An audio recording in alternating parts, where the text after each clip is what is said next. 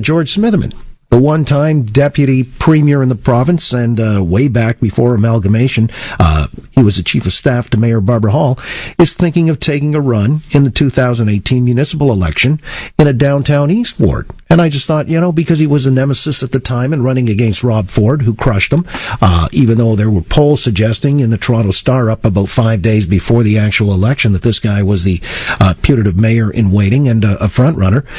We get Doug Ford involved and get his take on the news of such and some other stuff too. So here he is, the one-time councillor as well, Doug Ford. Hey, Dougie, how you doing? I'm doing great, Johnny. How are things? Yeah, we're just making do here. It's Monday, so we'll pick up steam around Thursday. Listen, what did you make of that news that George Smitherman's getting back into the ring? Well, I think it's good. We welcome George. And wish him all the best. You never know. There might be a rematch. What I believe George is doing is warming up for 2022, I should say. By the way, so you think this is his real ambition long term to become the mayor? Oh, there's no doubt. And, God willing, there might be another Ford-Smitherman rematch. Mm-hmm. But I don't even look at, I get nervous when I buy milk or bread and there's expiry date 2 weeks down the road. That makes me nervous. So I don't look at 8 years down the road or 6 years down the road. Just take it day by day. All right, even though he says he has no mayoral ambitions, you're calling BS on that. Absolutely. Yeah, no, I think George would love to take another run at it, and if he does, good luck to him. I wish him all the best, and I just wish George was down there now, so there'd at least be someone that holds Tory accountable, because right now, outside of Giorgio and my nephew Michael is getting his feet wet, no one else is holding him accountable to anything. It's pretty staggering. All right. Well, listen, before I get around to that, let me just dial it back to Smitherman and his chances. Is it because people may have forgotten after, it would be like a 10-year stretch between, being defeated by your brother and then trying to throw his hat in the ring as a mayor again. More than 10, it'd be about a dozen years if 2022 is where we're going. Does he carry a lot of baggage, though, that just makes him toxic from the hop? We're e-health, Orange, when he was the health minister of energy, he brought in the Green Energy Act. We're still paying for that. This is going to collapse this province. This guy has to wear that. I can't think of anybody personally or who personifies the detriment of the province in one political body as much as this guy. Am I wrong? No, you're 100% right. And sometimes politicians live in a glass bubble, and they look in the mirror every day, and they tell themselves they're the greatest thing since sliced bread, and they're going to save the world. And that's what a lot of politicians. It doesn't matter what party they're from, Johnny. They get caught up in themselves instead of taking care of the little guy. And I always say that when it came to that, Rob was the most humble guy in the world. Oh my goodness. All right, but listen, it was an interesting thing because when your brother won the mayorship, it was because he won the inner suburbs, Etobicoke, Scarborough, North York. That's right.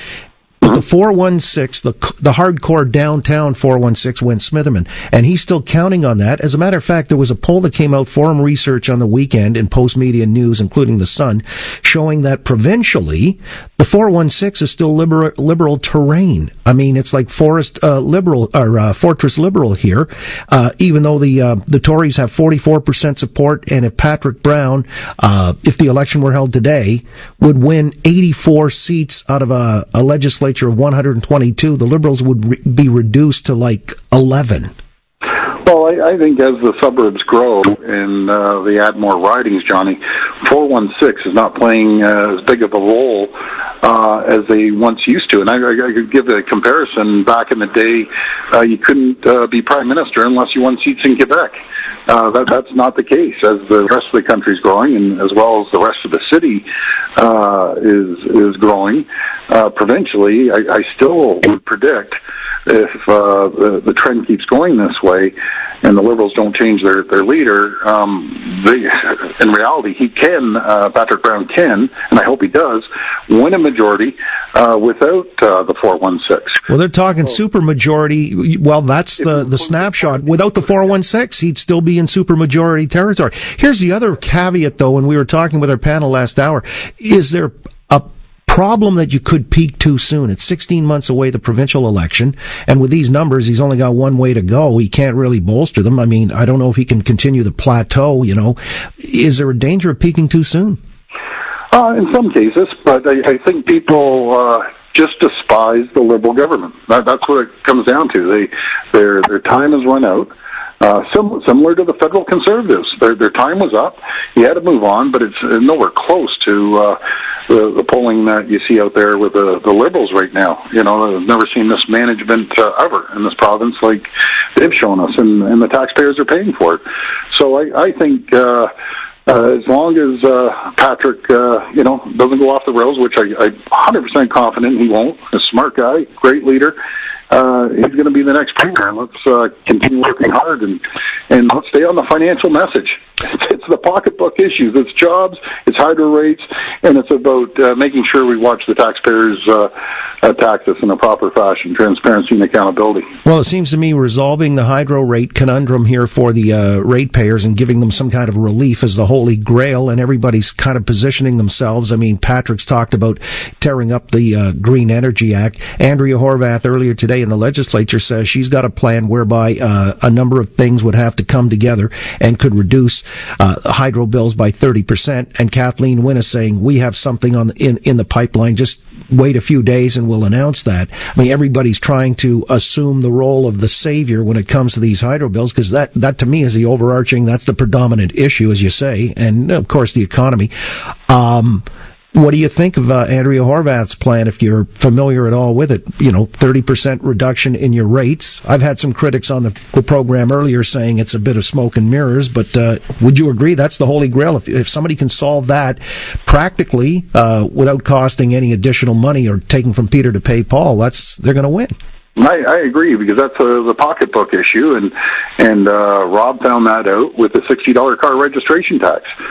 People don't comprehend when you talk billions of dollars and that we're $300 billion in debt, and each Ontario resident is in debt right now $21,000. What they understand is when they get that hydro bill and it almost is equal to their mortgage, that's what they understand. And I think we got to stay on message. And there's only one person and one party that can take care of the finances, and that's Patrick Brown and the PC party. And I'm confident they're going to form a majority and straighten out all the problems in the province and start putting money back into the taxpayer's pocket. But a wise man told me, Johnny, and a really wise man named Rob Ford told me, Doug, the only poll that counts is the poll on election day. It was proven with his election that the pollsters are wrong. It was proven with Trump's election. It was proven in the Brexit vote, and I think it's going to be proven this populist movement over in France in the Dutch election. All right. We'll see what happens. Interesting. I can see you're still on that high from the Manning conference on the weekend, speaking in the same type of lingo there. I'll let you go.